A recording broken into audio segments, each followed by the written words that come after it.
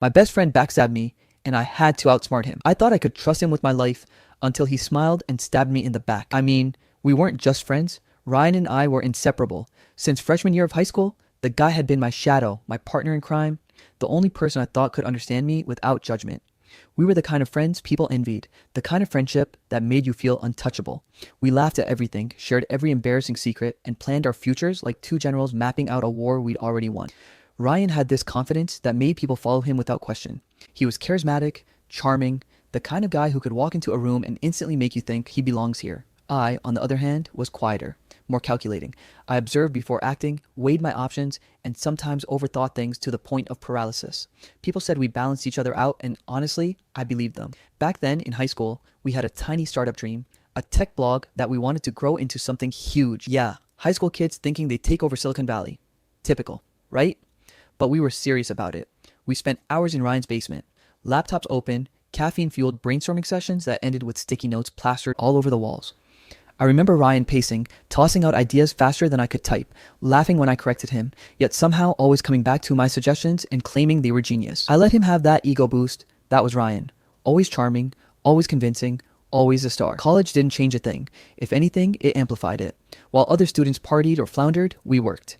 We expanded our little blog into a small digital agency, getting freelance clients, designing apps, and coding websites. Ryan handled client interactions because, well, he had that way about him. I stayed in the background, designing, programming, making sure the work was flawless. It was a perfect system. Or so I thought. But here's where it started. The little cracks I didn't see coming. It began with phone calls. At first I didn't think much of it. Ryan would step out of the room, phone pressed to his ear, laughing softly, shaking his head, maybe even smirking. I figured it was clients or investors.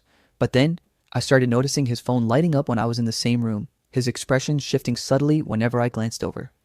I remember one afternoon in the office, mid-coffee break, he slid his phone into his hoodie pocket. The second I walked by, all smiles, like nothing was happening.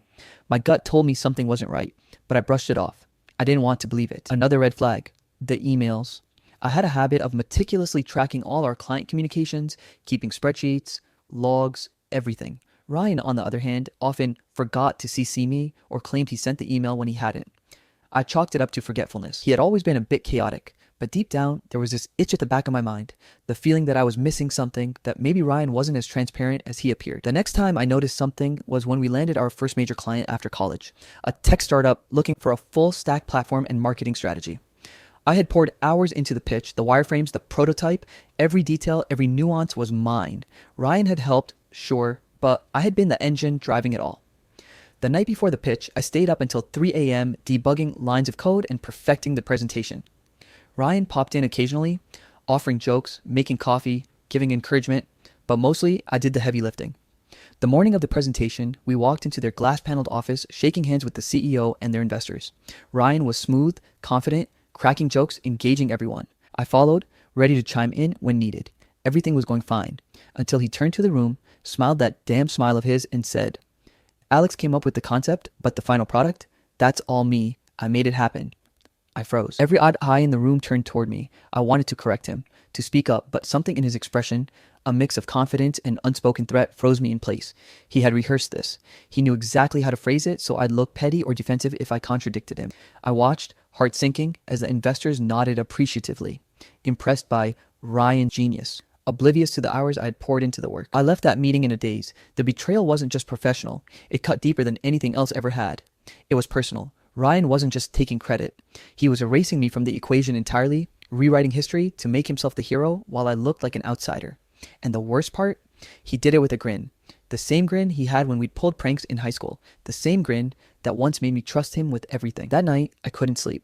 I replayed the meeting over and over, dissecting every word, every glance, every gesture. I tried to convince myself I was overreacting, that maybe I was reading too much into it, but the truth was undeniable. Ryan had betrayed me. My best friend, the guy who swore we'd always have each other's backs, had stabbed me in the very place I thought was safest, my trust. Flashbacks kept hitting me. Late nights in Ryan's basement, brainstorming ideas, staying up until sunrise, laughing about ridiculous things, promising to take over the world together. Every memory now carried a sting, a reminder that what I thought was loyalty was, at least from him, manipulation. And yet, I couldn't just lash out. I couldn't ruin everything without thinking.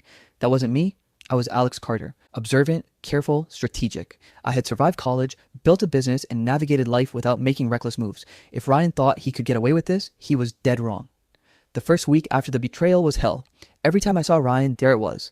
The casual smile, the effortless charm, the assumption that everything was fine, that nothing had changed. I acted normal, even friendly, while my mind raced with possibilities. I started keeping closer track of our communications, logging calls, saving emails, documenting everything. Every small lie, every omission, every subtle manipulation would be recorded. I wasn't ready to confront him yet. I needed proof. And more importantly, I needed a plan. Despite everything, I kept showing up to work, meeting clients, doing my part while Ryan basked in his stolen glory. It was maddening, but I had to keep my cool. Panic would make me sloppy. Anger would make me predictable. And Ryan thrived on predictability. Looking back now, it's almost surreal how quickly things changed. I went from being inseparable with my best friend to realizing I didn't know him at all.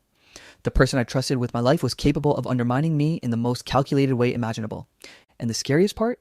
He probably didn't even feel guilty. But one thing was clear. I wouldn't let him win. Not then. Not ever. And deep down, as much as it hurt, I knew that this betrayal, devastating as it was the first step towards something bigger. A lesson I had to learn the hard way. Trust is precious. Loyalty is earned, and sometimes the people closest to you are the ones who will hurt you the most. That was the day I realized something that would shape the next chapter of my life. Ryan wasn't just my best friend anymore. He was a challenge, a rival, and the greatest obstacle I'd ever face, and I had no intention of letting him beat me. I ignored the red flags, telling myself it was paranoia. But denial can be dangerous. After that first crushing meeting where Ryan had claimed credit for my work, I thought maybe I was overreacting. Maybe it had been a misunderstanding. We'd been friends forever. Surely he wouldn't intentionally betray me, right? That's what I told myself every time my gut twisted like a knot in my stomach. I tried to rationalize his behavior, chalking it up to stress, ambition, or just his way of presenting himself to clients. I even laughed it off with friends saying, Ryan's always like that. He just sells himself better. But deep down, I knew better. The signs were everywhere if I had only paid attention. At first, they were small things. Ryan taking calls behind closed doors, disappearing from meetings without explanation, emails disappearing from our shared inbox, odd excuses about technical errors. I remember thinking, he's just forgetful, it's fine. But the more it happened, the harder it was to ignore. And yet, I still ignored it. I wanted to believe in our friendship. Then came the second betrayal. We were pitching to a potential investor, a local entrepreneur who had already funded a few small startups in Cleveland. I had spent days preparing the proposal, running numbers, analyzing market trends. Ryan was supposed to support me in the presentation, fielding questions about our capabilities. I walked into the meeting with a folder of documents and a laptop brimming with charts and prototypes ready to present our vision. Ryan smiled, shook the investor's hand, and whispered, "Don't worry, I've got this." And he did. Sort of. Except he didn't present our vision together. He presented his version of it, downplaying my contributions, twisting facts, and inflating his role in the project. I tried to interject politely, adding details and correcting minor errors, but Ryan cut me off each time with a grin that made me feel like the rude one. By the end of the meeting, the investor shook his hand, praising Ryan's innovation and leadership, and completely sidelining me. I left the office in stunned silence, my stomach churning. It wasn't just clients. Ryan started siphoning investments in subtle ways. He'd move money into accounts I didn't have access to, claiming it was for emergency expenses or strategic investments. And I find out later that it had been used to fund projects I hadn't approved. Or worse, lavish dinners and gifts that had nothing to do with our business. I confronted him once, gently at first, and he laughed it off, saying, "Relax, man, it's all under control. Trust me." I wanted to, I really did, but every time he said it, I felt a little more betrayed. At work, colleagues started noticing too. My friend and coworker, Jenna, who handled up the administrative tasks, had always been sharp and observant. One afternoon, she pulled me aside and whispered, "Alex, are you sure Ryan's being honest with you? I've seen him hiding emails and sneaking phone calls when you're not around." I froze. Part of me wanted to deny it, to tell myself she was imagining things, but another part, the part that had been quietly gnawing at me, realized she might be right. I began watching Ryan more closely, observing his behavior like a detective. Every time he left the room, I noted the time. Every email he sent or received, I logged. Every emergency investment or last-minute client call, I recorded. Slowly, the picture started coming together. Patterns emerged. He always acted confident in front of clients and investors, charming and persuasive, but behind the scenes, there were inconsistencies, discrepancies in our financial records, missing files, meetings that had never been scheduled. The more I collected evidence, the more I realized how calculated his actions were. This wasn't carelessness. This was manipulation. And yet, I still hesitated. Confronting him would be catastrophic. Ryan had a way of twisting situations to his advantage. One wrong move, and I'd lose everything we had built together. And despite everything, I couldn't help but remember the good times. High school sleepovers, late night coding marathons, the first client we landed together after college, the laughter, the shared victories, the bond that felt unbreakable. I wanted to believe he wasn't capable of destroying that. It was around this time that a new figure entered our lives, Lila. She was young, smart, and sharp, a consultant we had hired to help organize our growing business. From the first day, she noticed the tension I didn't even want to admit existed. One afternoon, she cornered me in the office kitchenette and said, "Alex, I don't want to alarm you, but Ryan's behavior is odd. I've seen him manipulate conversations with clients, take credit for work, and obscure facts. You need to watch him closely." Her words were both a relief and a warning. It was comforting to know someone else saw it, but it also confirmed my suspicions. And yet, I still wasn't ready to confront Ryan. Part of me hoped I was overreacting. Part of me clung to the idea that he'd snap out of it, that our friendship could survive this, but the betrayals kept coming. One evening, I discovered an entire draft proposal for a potential investor had gone missing from our shared drive. Ryan had accidentally deleted it, he said, but then presented a nearly identical proposal at a meeting the next day, taking full credit. Another time, he exaggerated a client complaint, making it seem like I had mishandled a project, undermining my credibility while he stood untouched. Every time it happened, my trust eroded just a little more. I started keeping detailed notes, screenshots, and recordings whenever possible. I created a private spreadsheet, logging dates, times, incidents, and evidence of manipulation. I even installed software to track who accessed certain files, who edited them, and when. Ryan was smart, but he was arrogant, overconfident in his ability to manipulate and deceive. And arrogance, I realized, was his weakness. The pattern became impossible to ignore. Ryan thrived on control and attention, subtly dismantling my credibility while maintaining the image of the perfect friend and business partner. He had perfected the art of selective honesty, always telling just enough truth to seem trustworthy while hiding everything else. Even though the evidence was mounting, I couldn't confront him yet. Not publicly. Not until I had everything lined up, until I could protect myself from the fallout. I continued interacting with him as if nothing had changed, smiling, joking, and even complimenting him when he succeeded. But inside, a storm was brewing. Every lie he told, every manipulation he executed, only fueled my determination to outsmart him. It was during one late night work session that the reality finally hit me. I had stayed late at the office, going through old project files, tracing patterns of emails, investments, and meetings. The sheer number of incidents, how consistent, how deliberate, how cleverly executed, left me shaking. I realized with chilling clarity that this wasn't just a minor betrayal. This was a systematic campaign to undermine me, to take everything I had worked for, and to position himself as the star of our story while I remained invisible. And yet, I felt something else too. A strange mixture of anger and clarity. Anger that my best friend, the person I trusted implicitly, could do this. Clarity that if I wanted to protect myself and reclaim my life, I couldn't hesitate any longer. I needed a plan, and I needed to be smarter than he was. By the time I left the office that night, I had made a decision. I wasn't going to let Ryan destroy me, my career, or my future. I would gather every shred of evidence, every proof of manipulation, and I would wait for the right moment. Patience would be my weapon. Strategy would be my shield. And when the time came, I would make sure the world saw him for exactly who he was. But for now, I had to play the part of the oblivious friend, the loyal partner, the trusting colleague. Because Ryan wasn't just my best friend anymore, he was a threat. And I had to be smarter, faster, and more careful than I ever thought possible. The next few weeks were tense, filled with subtle betrayals, quiet observations, and careful documentation. Every interaction with Ryan became a game of chess, each move deliberate, each word measured. I started noticing patterns I had missed before.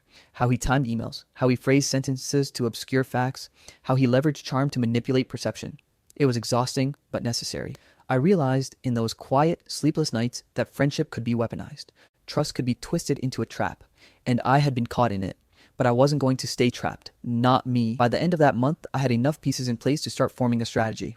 I didn't know exactly how it would unfold yet, but one thing was certain. Ryan's game was coming to an end, and when it did, I would be ready. I realized the only way to win was to let him fall into his own trap. After weeks of quietly collecting evidence, monitoring every email, call, and transaction Ryan had touched, I finally saw a way forward.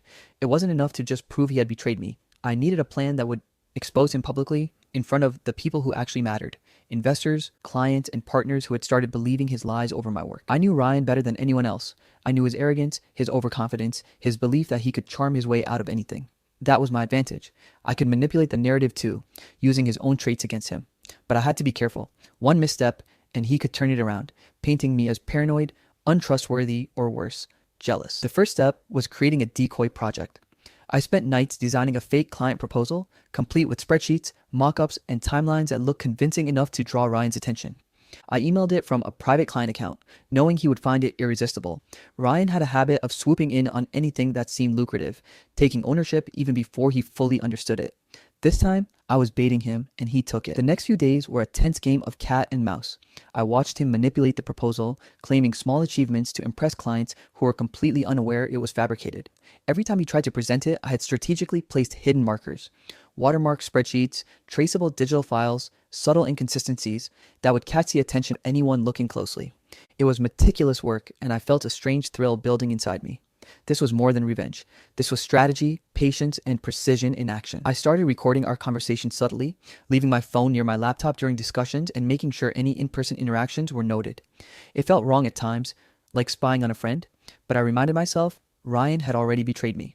This wasn't paranoia anymore. It was justice.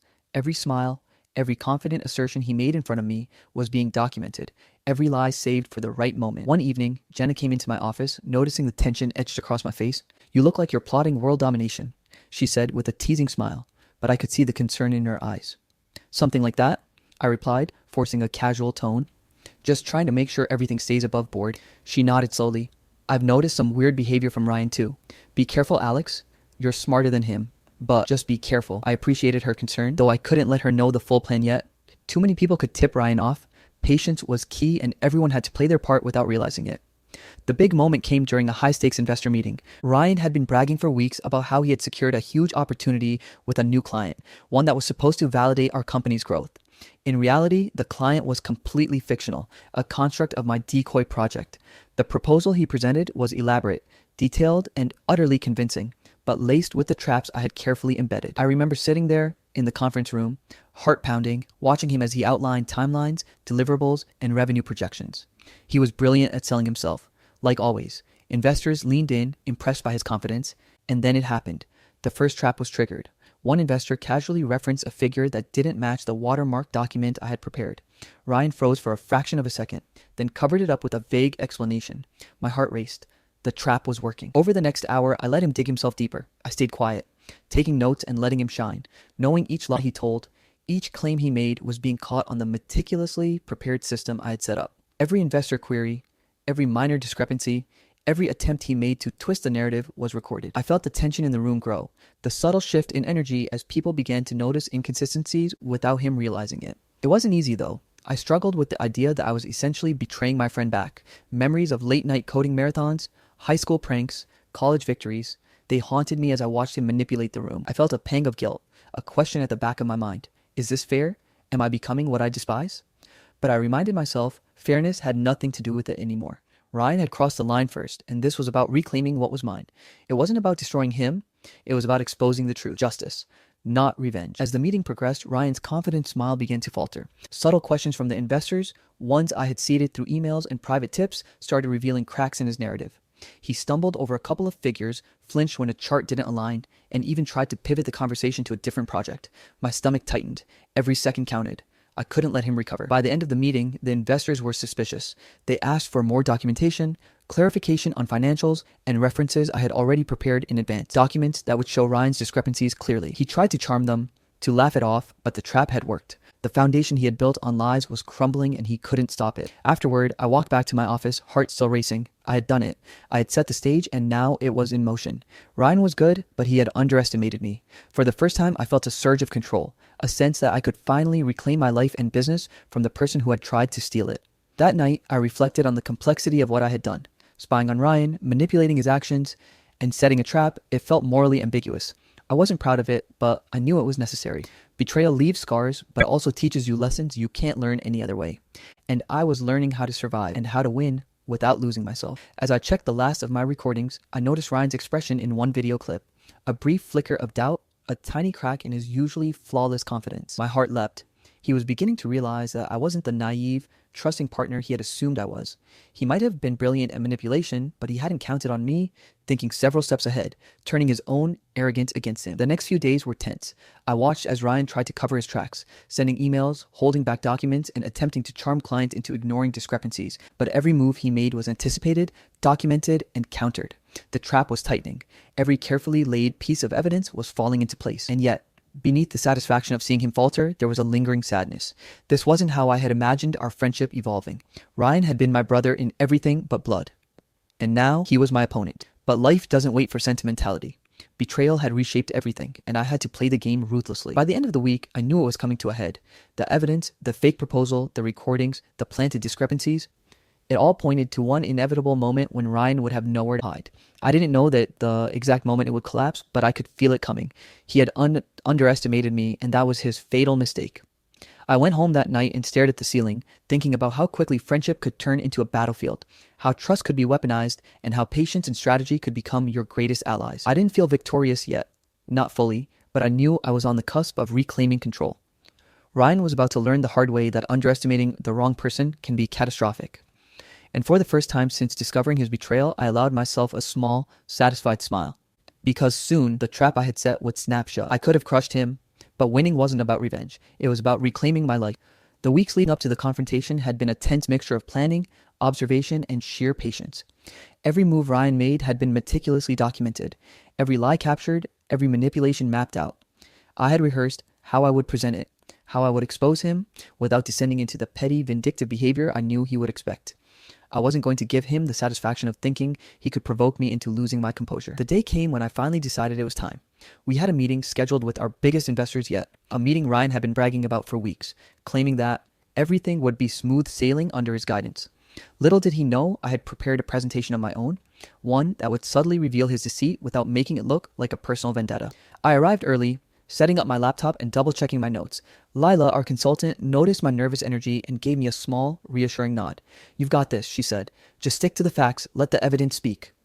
I nodded, grateful for her support. Facts don't lie and evidence doesn't exaggerate. It's one of the few things I had learned in this entire nightmare. If you wanted to prove the truth, you had to rely on irrefutable facts. Ryan walked in, wearing his usual confident smile, shaking hands with investors, exuding charm. He didn't know yet, but the moment he sat down, the balance of power in the room was about to shift. The meeting began with small talk, laughter, and casual remarks. Ryan tried to set the tone, claiming credit for previous projects, spinning stories about his leadership. I stayed quiet, observing. Every time he exaggerated, I made a note. Every time he omitted a key fact, I kept it in the back of my mind. Patience, I reminded myself. Let him dig his own hole. And then came my moment. I opened my laptop and began a calm, professional presentation. I highlighted recent projects, key achievements, and financial progress. Nothing aggressive, nothing personal, just facts, charts, and clear evidence of contributions. And then, subtly, I started to weave in discrepancies that only someone paying attention would notice. A chart here, a document there, a timeline that contradicted something Ryan had claimed. Ryan tried to interrupt, tried to charm investors with jokes and reassurances. But each time he spoke, I countered with evidence, screenshots, email chains, and spreadsheets that clearly showed his manipulations. I didn't shout, I didn't accuse, I simply presented the facts, letting the room see the truth. I saw it happen in real time. The investors' expressions shifted from polite interest to skepticism. Questions started coming, probing inconsistencies in Ryan's narrative, and he faltered. The confident mask cracked. For the first time in years, I saw hesitation, the slight flush of panic, the small flicker of doubt in his eyes. "Alex, are you saying all these numbers?" one investor asked, pointing to a series of documents. "Yes," I said, keeping my tone even. "I've documented every interaction, every transaction, and every claim that Ryan made regarding these projects. The facts speak for themselves." Ryan stammered, tried to explain, tried to charm his way out, but every attempt was dismantled by the evidence I had painstakingly collected. Emails he had hidden, funds he had redirected, proposals he had misrepresented, all laid bare. He looked around the room, desperate for an ally, but even colleagues who had been loyal to him began exchanging uneasy glances. The tension in the room was electric. I felt a strange mix of satisfaction and sorrow. Satisfaction because justice was unfolding exactly as planned. Sorrow because the person I once called my best friend had become someone unrecognizable. After an hour, the investors called for a short break. Ryan retreated to a side room, muttering under his breath, face pale. I followed at a distance, not to confront him directly, but to observe. He was panicked, shuffling papers, trying to piece together some coherent defense. But it was too late. The web of lies he had spun for months was collapsing, and there was no way to fix it. When the meeting resumed, the mood had shifted entirely. Investors asked detailed questions, cross-referencing the documents I had presented. Ryan's attempts at charm fell flat. My demeanor remained calm, professional, and authoritative. It was clear who had been working in good faith and who had been manipulating everything for personal gain. By the end of the meeting, the investors had made a decision. Ryan was sidelined from client interactions, his responsibilities temporarily frozen, while I was entrusted to lead projects directly, ensuring transparency and integrity. The weight lifted off my shoulders was immense, not just professionally, but emotionally. For the first time in weeks, I could breathe without anxiety gnawing at me. Ryan tried one last desperate move afterward, cornering me in the office hallway. "Alex, this isn't fair," he said, voice tight. "We've built this together. You can't just—" "I built this too," I interrupted calmly, "and you tried to take it away from me.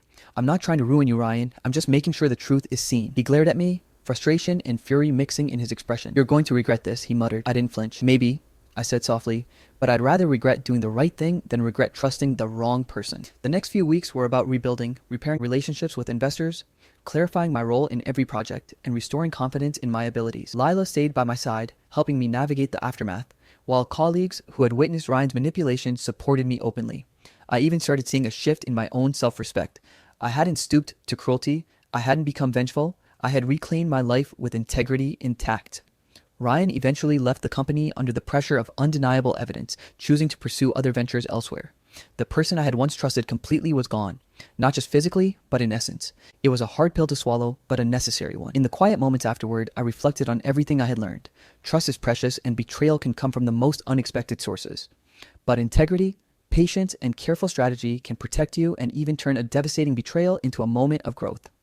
I had been forced to confront deception and manipulation, and I emerged stronger, wiser, and more self-assured. I also realized something else. Winning isn't about crushing someone who wronged you. It's about reclaiming your life, protecting your boundaries, and proving to yourself that you can rise above toxic situations without losing who you are.